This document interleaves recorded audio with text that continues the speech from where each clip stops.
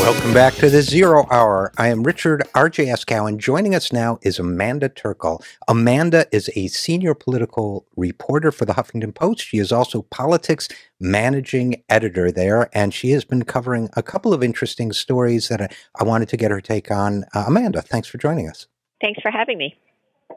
Let's start with the Progressive Caucus. You've been writing about the fact that progressives in the House and Senate may be exploring the extent of their clout, and one of the test cases is the nomination of on yet another Wall Street banker to a senior economic position. The banker is Antonio Weiss of Lazard, and a number of progressives are pushing back on this. What exactly is going on, first of all? Sure. Well, first of all, I feel like this was a bit of an underreported story coming out of the election. Everywhere you looked, it was, GOP landslide, GOP wave, Democrats demolished. But while that is true, progressives and progressive issues actually did a lot better. You had Al Franken and Senator Jeff Merkley, two progressive senators who were supposed to have tough races. That was sort of the conventional wisdom at the beginning of the election season, and they both came out ahead and did well. Congressman Gary Peters ran for Senate in Michigan against Terry Lynn Land. It was supposed to be another close race, and Gary Peters stood by his progressive positions, took on the Koch brothers, and also came out well. And the Democrats who didn't do well were the ones who ran away from President Obama. They tended to be more conservative, and to be fair, many of them were in tougher states for Democrats to win. But progressive issues did well on the ballot, and now this progressive group is a lot more stronger in the new Senate, even though the Democratic majority is going to be smaller. Elizabeth Warren, as we know, is now going to be in leadership. And will have a seat at the table at formulating policy. So a lot of progressives feel pretty good. And now they're already, like you mentioned, having a test case with Antonio Weiss, who is being nominated for Undersecretary of Domestic Finance at the Treasury Department. And he's really troubling to a lot of progressives. So the question now is, can Elizabeth Warren and this new progressive bloc block his nomination? Well, first of all, I think you're absolutely right, Amanda Terkel of the Huffington Post. I think that the progressive element of the last election has been underreported. And by the way, not here, because we certainly talked about all of that here, including the success of the progressive ballot issues, which did quite well. So it basically suggests that if you don't stand for something as a party, you have less to stand on when you're in a difficult race. So yes, we agree with you. And now we have renewed progressive energy in Washington, but of course considerable pushback as well. For example, on the Antonio Weiss nomination, and that's, as you know, that is not an unimportant position. Domestic finance may sound like, your shopping budget, but the domestic finance in the Treasury Department means basically all the things that affect us as consumers, as parts of the American economy. It's an enormously important position. So, and one where Antonio Weiss has basically no expertise because he's an international finance guy. So there's considerable pushback, and there's pushback on the pushback now. So what's the latest state of play there? Well, most people on the Hill don't expect Weiss to get through in this Congress. There's only a few more weeks. So the question will be in the new Congress, because if a nominee doesn't get through at the end of one Congress, in the new Congress, they have to be renominated. So the question in the new Congress is, will there be enough pressure on the Obama administration not to renominate Antonio Weiss? Or will the Obama administration want to take on Elizabeth Warren and take on the Progressive Caucus and say, we're renominating him and we are going to fight you? I mean, you're already seeing some Obama allies, Neera Tanden, head of the Center for American Progress, Gene Sperling, who used to be in the Obama and Clinton administrations. They're coming out and defending him and saying, look, he was on Wall Street, but that shouldn't disqualify him. He's a good guy. He holds progressive positions. And so it will be interesting if Obama decides he wants to have this fight. Well, and what's interesting to me about it, about the pushback against the progressives, is the fact that that what we've got now is a defense that basically says, he's a nice a Wall Street guy, as opposed to saying, for example, we have enough Wall Street people in the government already. We need to have a different kind of representation here. So that basically a lot of people are coming out, allies of the president, the Washington Post, other people, and hanging tough on this nomination without seeming to understand the fundamental criticism that the progressive wing is expressing, which is not that this guy is the worst of the Wall Street bankers, but that Wall Street is overrepresented on the economic team and that we need other kinds of voices. Is anybody responding to that element of their argument? Well, I think that the pushback I'm hearing, and I liked what you said earlier too. I think this is some of the progressive criticism of Weiss as well. Is it's not even just that he is, he's from Wall Street. It's that he doesn't seem like the right guy for the job because he does specialize in international finance, and this is about implementing Wall Street reform, domestic finance. It's just not even his specialty. So why is he being nominated? And to your other point, I think it's funny that a lot of the pushback is look, if Antonio Weiss goes down, we are going to discourage a lot of other people from Wall Street from ever wanting to take a job in government. What a horrible thing that would be. And I don't find that a particularly convincing argument, since I think a lot of people, both on the left and the right, would be like, well, maybe that would be good for a while if people from Wall Street take a break from going into the government and there's sort of less of a revolving door where you can go into government, have some public service and then come out and use those connections and make yourself rich. So right now, I don't think that they're really winning the argument at all. Do they, we're talking with Amanda Terkel, political reporter for the Huffington Post. Do the defenders of Antonio Weiss and the other, as a Wall Street appointee, do they have to win the argument? Or is there a thought that they can just get him through in the new Congress by bringing a number of Republicans along? Or where do people see this whole thing going? Well, you're right. The people they really have to convince are the new Senate. Obviously, it will be harder to do that if they lose public opinion. Elizabeth Warren right now is a very powerful voice, and her sort of populist economic rhetoric is catching on again, something that appeals to not only people on the left but also on the right. Convincing Republicans is not the easiest thing for the Obama administration to do. And to say, look, you really need to back me on getting this Wall Street guy into my administration, that's also not a position a lot of Republicans want to be taking right now when their party is often accused of being too cozy with Wall Street. And that there is this strain, that's sort of the Tea Party strain going through the Republican Party of, but Wall Street is not our friend. So it will be tough for them. They need to convince, a few Republicans, a whole lot of Democrats. And, if public opinion starts to turn sort of like it did with Larry Summers, it will be tougher for them. We're talking with Amanda Terkel of the Huffington Post. Do you think this battle over Antonio Weiss's nomination, Wall Street banker, has become a kind of a test of power between the progressive wing of the Democratic Party and, for lack of a better term, the ruling wing or governing wing of the party, the more centrist wing of the party? Do you think this has become a test of some kind? I think it's starting to become that, absolutely, in a similar way that the Larry Summers nomination or potential nomination did. When you have Elizabeth Warren out there writing op-eds and talking about why he shouldn't get the position. You have Credo out there with more than 100,000 signatures of people saying we don't want this guy. It is certainly starting to become one of those fights. Again, the big test will be in the new year.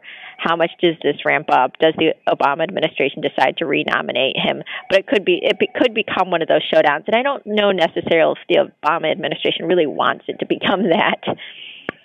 No, I understand that. We're talking with Amanda Terkel of the Huffington Post. I guess when I watch the back and forth about this nomination, besides the test of power aspect of it, it seems to me almost like a clash of cultures. It seems to me, I did a rebuttal to Andrew Ross Sorkin's first piece on this in the New York Times, where he basically said you're maligning a good man, and that seems to be the argument that Gene Sperling and others have taken. This is a good guy. Why are you rejecting them?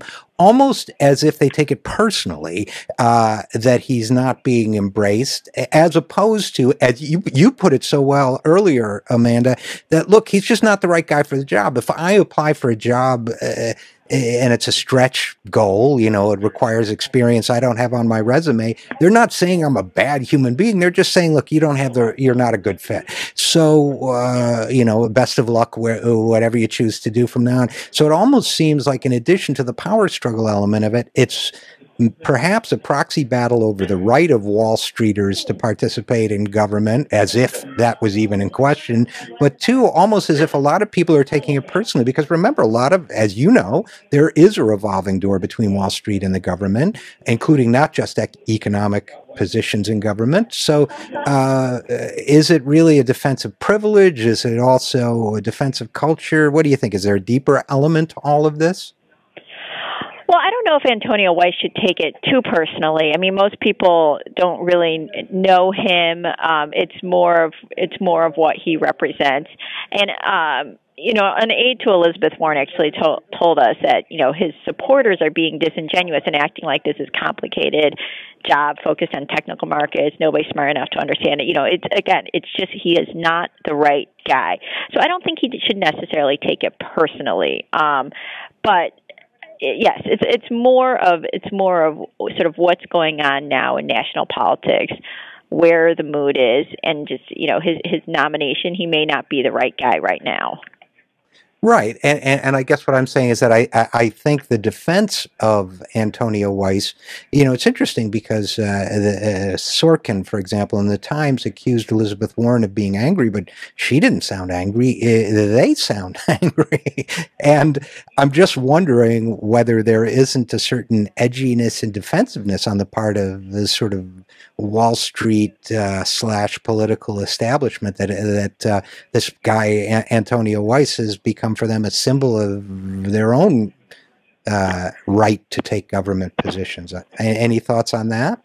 Well, it could be. I mean, you know, as you mentioned, people, and as we were talking about earlier, people cycle in and out of government and go into Wall Street and the financial sector, and, you know, there's a big revolving door. And so it may not be that they're defending their right to do that, but it's the world they know. You know, they know Antonio Weiss personally. They know he's a good guy. They don't understand why people are attacking him. Maybe they are taking it personally, but they just don't sort of understand that from the outside, this just doesn't look quite right to people. So I think it's part of culture. It's part of what people know. It's part of experience. It's wrapped up in that. Well, I think that's a great summary, Amanda Terkel of the Huffington Post. And if you'll stick with us, and if the audience will stick with us, we're going to take a brief break. But when we come back, there's also kind of an interesting division on the right among the conservatives over an execution and Governor Rick Perry down in Texas. So, Amanda, if you'll stick with us through the break, I want to talk about that. Audience, stick with us. Interesting story. I hope you will follow us with it. This is Richard RJ Eskow, and this is The Zero Hour.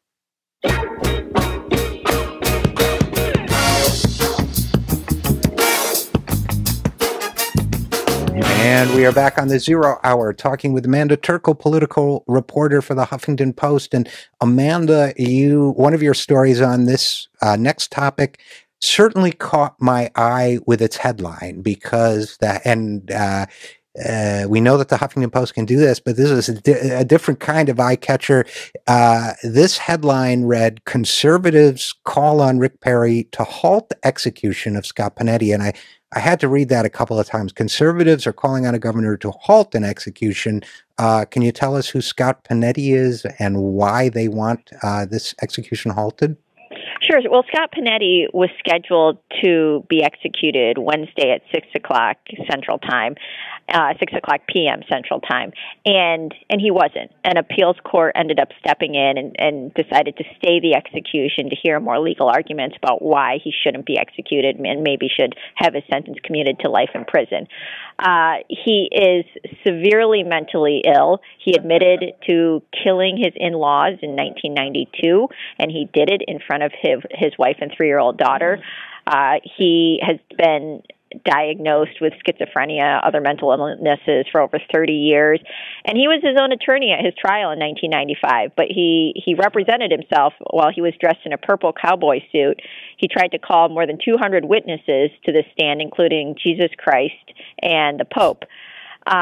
So basically, his lawyers and his supporters are arguing that executing him would violate the Constitution's ban on cruel and unusual punishment because of his mental state. And that, of course, has been the law in this country. I guess one of the things that surprised me about this story was that it's not often, it has happened before, but it's not often that conservatives line up in opposition. We generally think of conservatives as big supporters of the death penalty. So any thoughts on why they might be opposing this one? Well, I think that, one part is I think that public opinion is starting to change on this, just like you're seeing more progressives and conservatives agree on issues of criminal justice, legalizing marijuana, sentencing reform. This may be another area where public opinion is changing, especially amongst maybe younger conservatives. It's admittedly not an area I was monitoring much until this case, but it's one of the few areas where there's bipartisan agreement these days. And there's a group called Conservatives Concerned About the Death Penalty. Former Congressman Ron Paul has come out and called on Rick Perry to try to delay the execution, because Rick Perry doesn't have the power to stop it completely, but he does have the power to delay it. And so this is something where we could see more conservatives coming out. Well, I noticed in your story that the signatories included Ken Cuccinelli from Virginia, who just lost the governor's race, Brent Bozell, and former presidential candidate Gary Bauer. Now, Bauer emphasizes that he is a Christian conservative. I actually was ganged up on by Gary Bauer and Sean Hannity on Hannity's show once. So he does adopt the veneer of religiosity, but the Pope and many other Christian religious figures do oppose the death penalty altogether. I don't think that's Bauer's position, but what they did say, and you quoted them in your story, is that killing one of the most seriously mentally ill prisoners on death row, I'm excising here, would undermine the public's faith in a fair and moral justice system.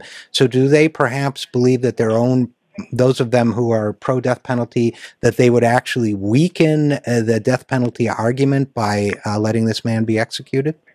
I think there's a case for that based on the reading of their letter. That's partly how I read it as well. I do think, like I mentioned, that there are some more conservatives who are questioning the death penalty, but based on their letter, it's sort of the position in killing, in some ways, killing Scott Panetti would kill the death penalty, and some of them don't want to see that. There were some conservatives who spoke out about the Scott Panetti case and said that they consider themselves to be pro-life, and that executing Scott Panetti is not a pro-life position. But there was, I think you're absolutely right. There is just the case that this is such a case where Scott Panetti should not be executed because of his mental state, which seems clearly, very disturbed. It seems to violate the Constitution, that this is just not a case conservatives should be getting behind, and we should speak out about it. Although, they didn't speak out about some of the other egregious cases in Texas, as I recall, but they did speak out against the Carla Faye Tucker, which was the execution that George W. Bush allowed to go through when he was governor of Texas. Now, does this mean, Rick Perry was clearly not prepared to end this execution, at least that's my interpretation, if the stay occurred 12 hours before the execution was scheduled to take place. Does this mean that Rick Perry thinks he's going to run for president again? Well, I think Rick Perry was probably very happy the Fifth Circuit stepped in and stayed the execution, because that meant he didn't have to decide how to do it, because they did it it was something like 6 hours before the execution was supposed to happen. And so Scott Panetti's lawyers reached out to the Fifth Circuit, they reached out to the U.S. Supreme Court, and they reached out to Rick Perry trying to get a delay of the execution. So Rick Perry, I tried to contact his office several times. They never really gave me a position on what he was thinking, and he stayed completely silent about this. So I don't know what he was thinking, but he was probably very, very happy that he didn't have to do anything. Well, I am thinking that he may want to run for president because he wears glasses now, and it makes him. And he's giving foreign policy speeches, so I think he's definitely thinking about it. And you know who else is thinking about it, based on your reporting, is Ted Cruz, because Ted Cruz defied some of his fellow conservatives and stepped in on this one, and said that he wanted to. It sounded to me like what he was basically saying was he wanted this execution to take place. He said, "I trust the criminal justice system." So is Ted Cruz a fan of this execution? I don't know if I can say that. I think Ted Cruz was trying to avoid taking a position, but what you quoted him saying, "I trust the criminal justice system to operate," was pretty striking, since Ted Cruz is known as this skeptic of government intervention and government overreach, and I can't think of anything else the government does that gets into an individual's life as much as taking away an individual's life. So I think this quote could come back to haunt Ted Cruz, perhaps, and maybe hurt him a bit with some of the more libertarian parts of the party if he does decide to run. I don't know if he's going to run. I think he's thinking about it, and he would have some sort of backing in the primary, especially if he did decide to.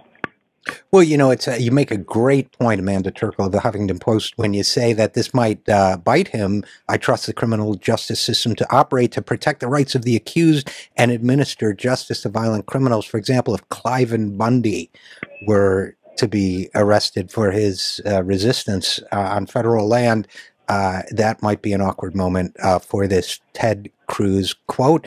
But I think a lot of people believe that Ted Cruz is running for president. Last question. Do you think these two guys will conceivably face one another? It's not a fair question, but I'm going to ask it anyway. Do you think these two guys could conceivably face one another in a Republican primary in 2016?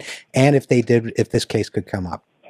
Conceivably, they could. I think they have slightly different constituencies, even if they're from Texas. Rick Perry, I think, is a lot more prepared to run since he ran before. He's clearly toying with running more seriously than Ted Cruz is. Ted Cruz is sort of a movement leader, and obviously he's in the Senate. But Ted Cruz also, I think, maybe excites some more conservatives than Rick Perry. And, if they do face off against one another, this could come up again. But it's way too early for that, so I don't want to make any predictions.